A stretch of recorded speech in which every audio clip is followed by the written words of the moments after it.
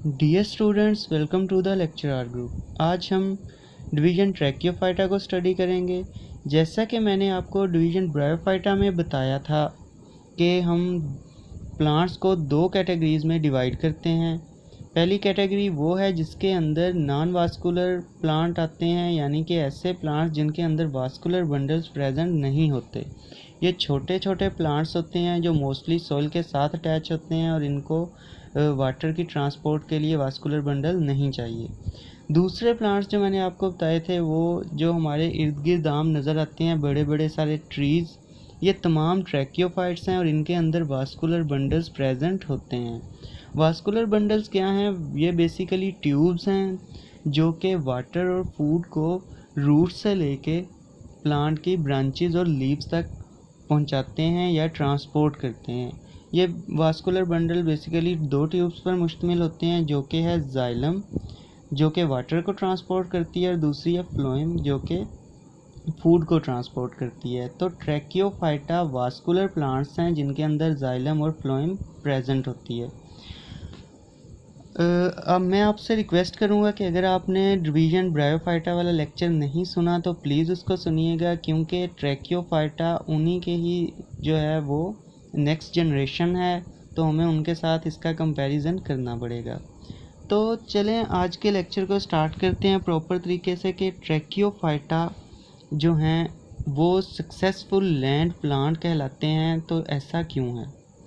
मैंने अभी आपसे ज़िक्र किया था कि आप जिधर भी देखेंगे ऊंची ऊंची पहाड़ियों पर भी आपको प्लांट्स नज़र आएंगे, रेगिस्तानों में भी नज़र आएंगे। तो ये तमाम जो लैंड प्लांट हैं ये इतने ज़्यादा जो हैं इनमें अडाप्टेशंस कैसे आई कि ये इतने डाइवर्स माहौल में ज़िंदा रह सकते हैं, सर्वाइव कर सकते हैं। चाहे अब वो सर्द इलाका जाते हैं या बहुत गर्म इलाका जाते हैं, ये वहाँ पे भी सर्वाइव कर लेते हैं। ठीक है, तो ऐसी इन्होंने अपने अंदर कौन सी मॉडिफिकेशंस की हैं या अडाप्टेशंस की हैं कि ये हर तरह के इन्वायरमेंट में जो है ये सर्वाइव कर लेते हैं, उसको जो है आज हम स्टडी करेंगे। तो एक तो ये बात आपको पता होनी चाहिए कि ट्रैकियोफाइट जो हैं ये मोस्ट सक्सेसफुल लैंड प्लांट कहलाते हैं, यानी कि ये लैंड पे हर जगह पाए जाते हैं और ये सबसे ज़्यादा अडाप्टेड हैं लैंड इन्वायरमेंट के लिए। तो पेपर में मोस्टली इनके बारे में जो क्वेश्चन आता है वो इस तरह नहीं आता कि ट्रैकियोफाइटा डिवीज़न ऊपर लिखा हो और नीचे ये, मोस्टली इस तरह क्वेश्चन आता है कि adaptations that make tracheophyte successful land plants, कि आप वो अडाप्टेशंस लिखें जिसकी वजह से ट्रैकियोफाइट सक्सेसफुल लैंड प्लांट बन गए हैं।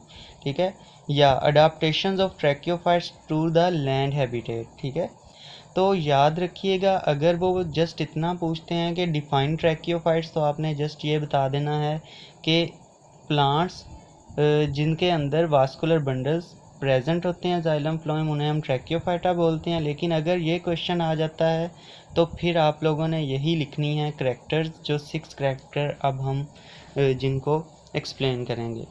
सबसे पहला जो अडाप्टेशन की थी ट्रैकियोफाइट्स ने लैंड हैबिटेट के लिए वो थी रूट, स्टेम एंड लीव्स। ये फर्स्ट प्लांट थे जिनके अंदर ट्रू रूट, स्टेम और लीव की फॉर्मेशन हुई थी। जैसा कि आपको पता है ब्रायोफाइट्स के अंदर ना ट्रू रूट्स थे, ना लीव, ना स्टेम। तो ये वो वाले प्लांट्स हैं जिनके अंदर रूट, स्टेम और लीव बने। ये एक इम्पोर्टेंट अडाप्टेशन थी। दूसरी अडाप्टेशन है कि vascular system in stem, roots and leave. Vascular system जो था वो स्टेम, रूट्स और लीव्स तक पहुंच गया। ठीक है, ये ट्रांसपोर्ट का सिस्टम है वाटर की और फूड की। ये लीव्स तक जो है वो रूट से लेके वाटर को लीव्स तक पहुंचा रहा था और लीव से फूड लेके रूट्स तक पहुंचा रहा था। आपको पता है कि लैंड पे सबसे ज़्यादा मुश्किल क्या है? वाटर की। ड्राई जगह होती है वहाँ पे वाटर का पहुँचना बहुत मुश्किल है। तो वाटर को हासिल करने के लिए वास्कुलर बंडल जो थे वो बेस्ट थे, क्योंकि ये रूट्स से लेके आगे लीव्स जो कि बहुत दूर दूर भी होते हैं, बड़े प्लांट्स हैं, वहाँ तक हर लीव तक पहुँचा देता है। तो ये वाली बहुत इम्पोर्टेंट जो है इसकी अडाप्टेशन थी वास्कुलर सिस्टम्स वाली। इसी तरह protected sporangia leading to the evolution of seed.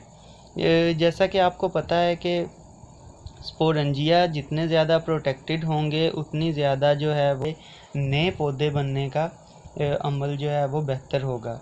तो प्रोटेक्टेड स्पोरेंजिया से मुराद ये है कि जैसा कि वहाँ पे ब्रायोफाइट्स में हमने पढ़ा था कि मल्टी सेलुलर सेक्स ऑर्गन है, तो यहाँ पे जो है स्पोरेंजिया और ज़्यादा उसमें प्रोटेक्शन ऐड की गई डिफरेंट लेयर्स बना के, और फिर ये कि रिटेन किया गया एम्ब्रियो स्पोरेंजिया में ही रिटेन रहा, जिसकी वजह से सीड हैबिट बना। ठीक है, आपको पता है सीड बहुत इंपॉर्टेंट होता है किसी भी प्लांट के लिए, क्योंकि सीड बहुत हार्ड स्ट्रक्चर है। ठीक है, और वो इवन इतना हार्ड होता है कि कई बार हमारी डाइजेस्टिव सिस्टम से भी बिल्कुल ठीक जो है वो डेफिकेशन में चला जाता है। तो ये सीड जो है ये बहुत इम्पोर्टेंट स्ट्रक्चर है लैंड हैबिटेट पे रहने के लिए। इसका क्या है कि ये प्रोटेक्टेड होता है, कई बार अनफेवरेबल कंडीशन में ये पड़ा रहता है, जब फेवरेबल कंडीशन वाटर वगैरह से मिलता है तो ये ग्रो कर जाता है।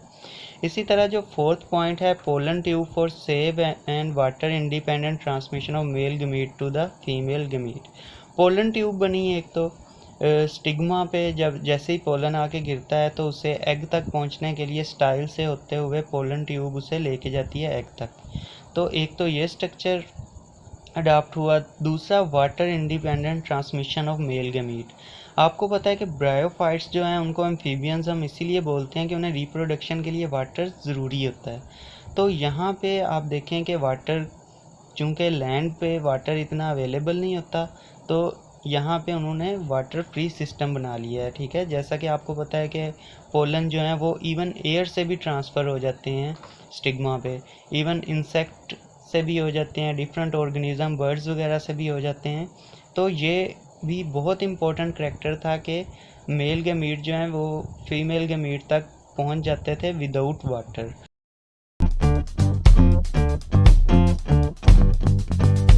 इसी तरह फिफ्थ जो है वो फ्लावर एंड फ्रूट। फ्लावर जो है वो एक ऐसी ब्रांच है, शूट है जो कि मॉडिफाइड होती है रिप्रोडक्टिव पर्पसेस के लिए। तो फ्लावर बहुत इम्पोर्टेंट था लैंड प्लांट में, जो कि ब्रायोफाइट्स में नहीं होता था। और इसी तरह फ्रूट का क्या फ़ायदा होता है कि ये सीड का डिस्पर्सल इजी कर देता है। जैसे कि कोई बर्ड है, वो अगर किसी एक रीजन से जो है वो फ्रूट खाती है, उसके बाद वो जो है वो फ्लाई करती है दूसरे रीजन पे, तो वहाँ जाके अगर वो डेफिकेट करती है तो उसके सीड इतने हार्ड होते हैं कि वो डाइजेस्टिव सिस्टम से एज इट इज़ बाहर आ जाते हैं और वहाँ पे सीड ग्रो कर सकता है। इसी तरह जो सिक्स पॉइंट है वो है एट्रोमॉर्फिक अल्टरनेशन ऑफ जनरेशन। ये सेम पॉइंट है, हमने ब्रायोफाइट्स में भी ये देखा था। स्पोरोफाइट और गमीटोफाइट दो जनरेशन्स होती हैं जो आपस में अल्टरनेट करती रहती हैं, और इसका क्या फ़ायदा होता है वो मैंने आपको significance of alternation of generation में बता दिया है। तो आई होप सो आपको समझ लग गई होगी। या तो वीडियो को लाइक ज़रूर कीजिएगा, शेयर करना मत भूलिएगा और चैनल को भी सब्सक्राइब कर दीजिएगा।